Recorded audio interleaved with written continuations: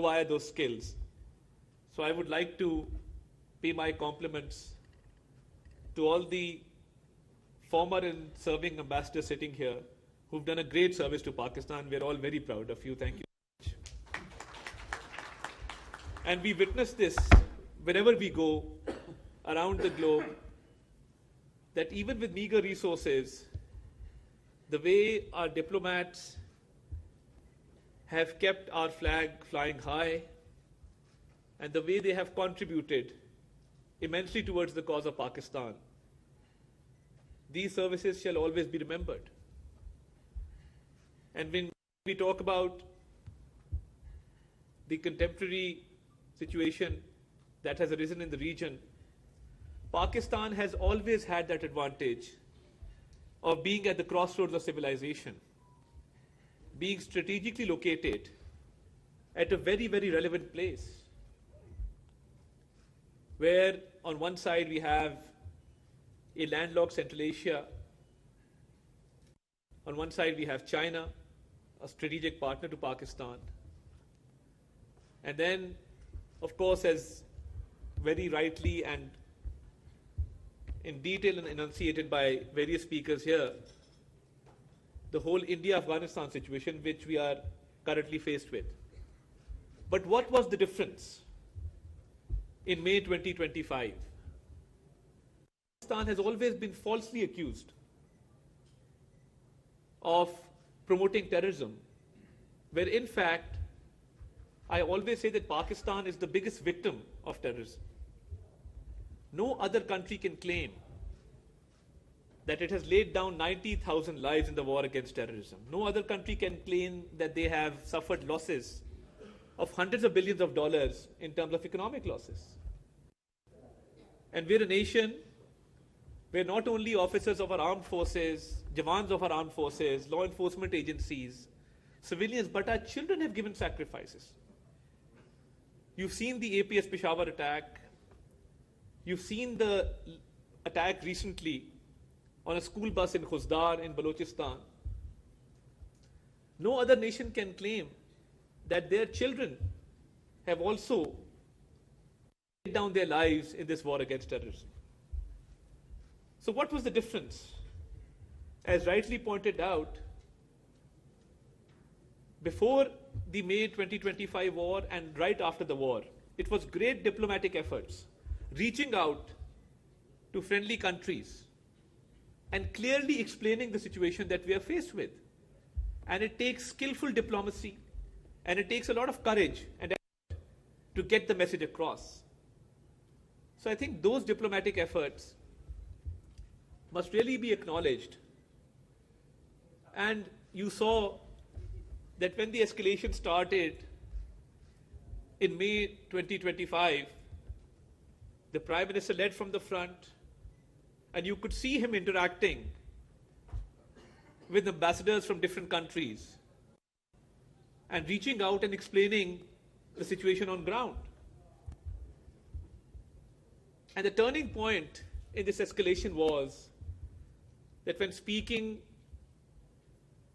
at PMA Kakul, the Prime Minister offered an impartial investigation into the Pahalgam incident. Now, this offer to investigate the Pahalgam incident was not a mere statement. It actually proved that Pakistan had clean hands, that Pakistan had nothing to do with the Pahalgam incident.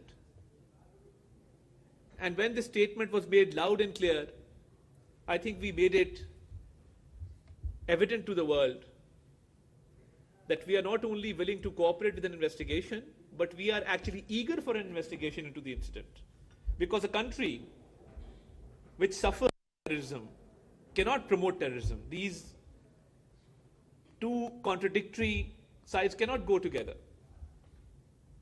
So I think that really turned around the tide, and we received overwhelming support from across the globe.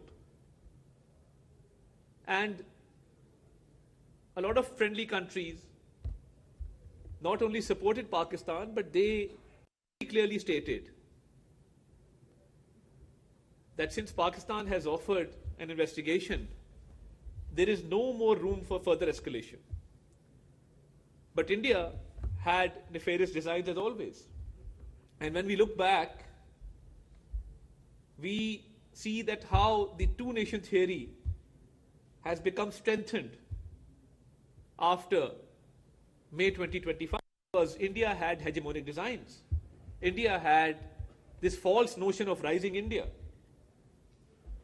this false notion of being the leader in South Asia, or if I may be allowed to say, a bully in South Asia. But Pakistan,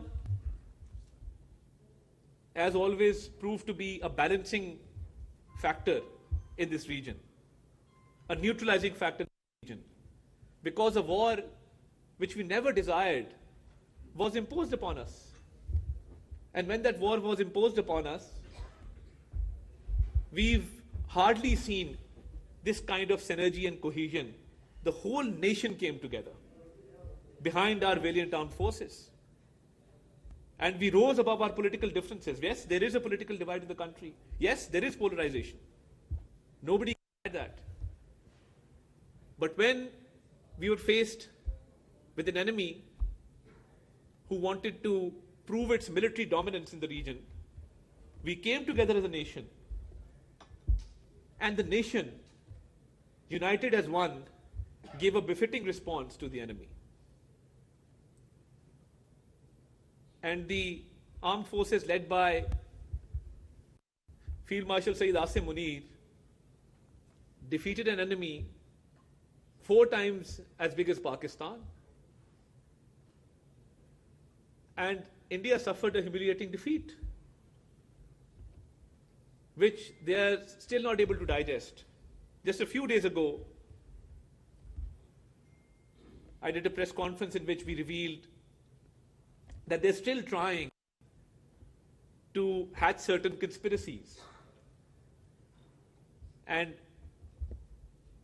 a fisherman from the high seas was caught by the Indian Coast Guard and was tasked with a certain assignment to procure certain uniforms so that they could pin an incident on Pakistan, another false flag operation, which we highlighted just a few days back. So they're always trying to conspire against Pakistan. Our military response was befitting, that within a few hours, they were compelled to a ceasefire and they requested for a ceasefire. And I must also mention that the way our Air Force shot down 7 planes, which has now been mentioned more than a dozen times by the US President himself, that is clear evidence of how our Air Force, led by Air Chief Marshal Zahir Ahmed Babar, defended the motherland. So we proved our military dominance, that we were never desirous of a war, but when war was imposed upon us, our armed forces gave a befitting response. The whole nation came together. Politicians, the entire country, the whole media, and I would also like to pay my compliments to the Pakistani media, because when we were fighting this narrative war at the international level, and we were appearing on foreign media, giving Pakistan's perspective, building our own narrative, we knew that our own domestic front was in safe hands because Pakistani media acted very responsibly. And the Pakistani media gave a message of hope to the nation and very, very responsible reporting. Because when we were listening to the Indian media, and as information minister, I was not in favor of any ban on Indian YouTube channels because the entertainment value of those channels had increased over time. The comic relief that they provide, destroying the port of Lahore or the port of Multan, and by destroying entire cities as per their own narratives, I think that was much needed comic relief which was provided by the Indian media. And the whole warmongering and the whole theatrics of it all.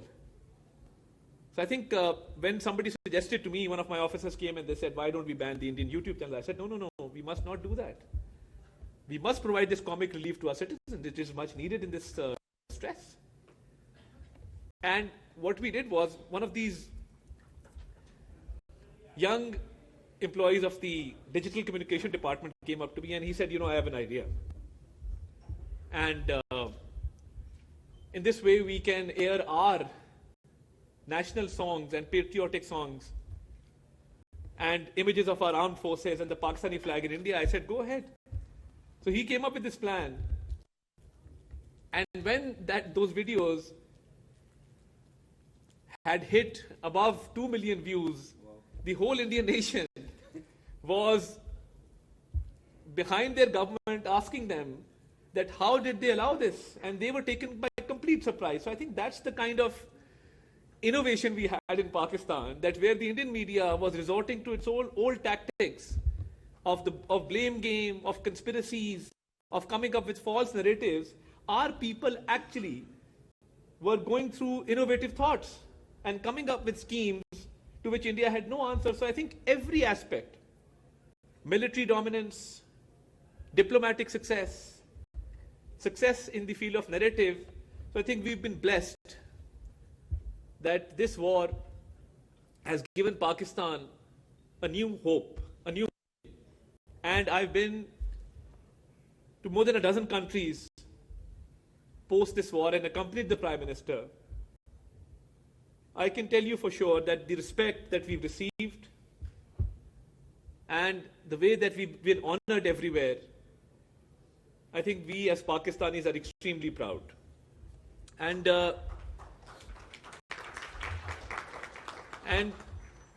when we talk about the diaspora, we interact with people from the Middle East, people settled in North America, in Europe, in Australia.